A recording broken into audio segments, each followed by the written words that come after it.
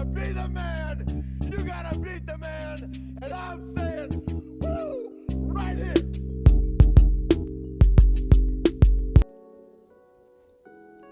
Welcome back to the channel where the art is always random and semi. Today I'm drawing a new sketchbook vlog episode. It's A Quiet Place 2.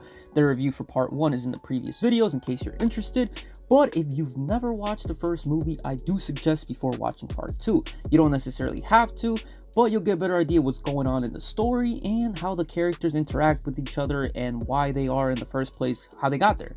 My friend Abraham actually never watched part 1 and he went to see part 2 and he really enjoyed it. Now he's going to go back and watch part 1, so I'm glad he liked it. But before we get started, do me a favor.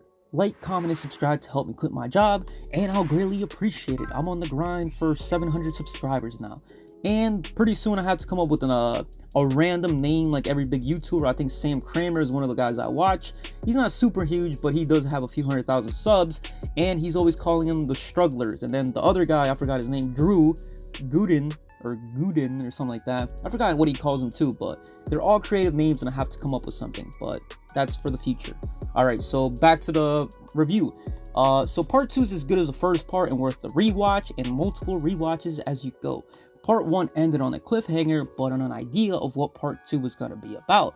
And this is kind of like, I'm going to spoil the first few scenes of the movie, which really isn't that bad, but it kind of will lead to the review of like what the story is about. So if you don't want to hear this, I guess just mute it and play some random music in the background. Here's the spoiler, so be warned.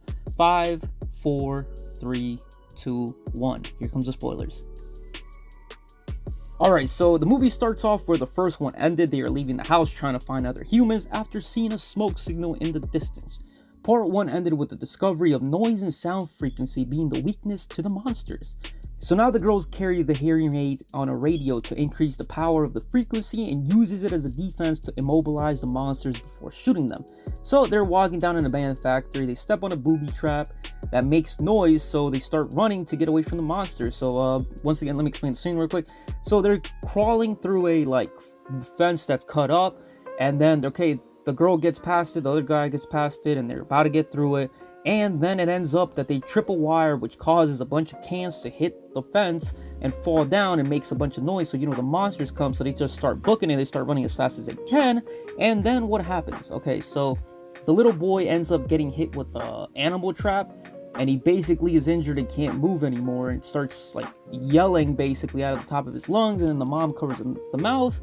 And the monster thing shows up. So what happens after? The little girl uses the frequency thing and they end up shooting the monster, which guess what? It means more monsters are going to show up. So then they start running again.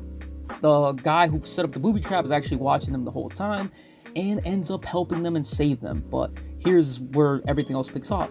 Now the little girl finds out that there's a radio station down a few days' walk away. She must go there to have the frequency be broadcast to everyone who can have a way to defend themselves against the monsters. And it's a journey basically to get to that broadcast station.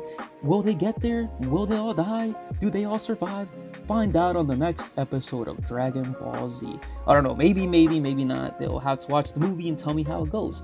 Overall, the movie was great. It had a lot of quiet scenes that are very full of suspense, and like my friend Bravo said, the movie the whole time just keeps hitting you with action, thrills, and doesn't slow down. Unlike most movies which start off really high-paced and slow down and then only pick up at the end of the movie, this movie is at a consistent pace and always delivers throughout the whole movie with something for you to be shocked and just holding your breath for.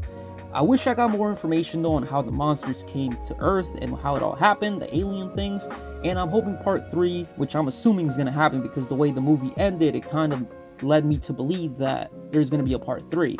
But yeah, go watch the movie. I highly recommend it. The movie is really good and I enjoyed it, besides one part with a little boy completely got everybody in the theater mad, but they did it just because of, plot. They had to make the story more interesting, so they just sent him out there to do whatever he had to do, and it was like, why?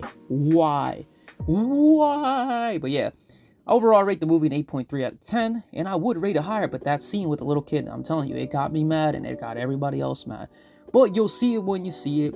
Comment down below if you've seen the movie, tell me what you think about it, and that's all I really had to say. Thanks for watching. Like, comment, and subscribe if you haven't already, and I'm out.